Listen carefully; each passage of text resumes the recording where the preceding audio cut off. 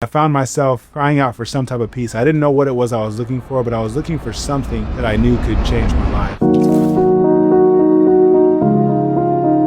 Growing up, I grew up in a broken home. My mom particularly struggled with substance abuse. She struggled with mental illness at different times, alcoholism at different times. I dealt with a lot in my childhood. I dealt with every abuse that you could think of. My mom and dad would fight, and my mom would just kind of pack us all up and take us to Texas to stay with her parents. And with her parents, I experienced racism for the first time. My dad's Nigerian and my mom's white, so my grandparents were full white. Because of my race, they didn't treat me the same as they treated some of my cousins and treated other people in my family. Mother would get into fights with my grandmother, and we'd be on the streets. At times we lived in crack houses, we lived in cars, we were homeless, we lived in Salvation Army. I experienced foster care. It was just a very dangerous environment for a young man to grow up in. As I got older, I got into trouble with the law. I never struggled academically. I did well in school, but because of my behavioral issues, I wasn't able to excel or move forward.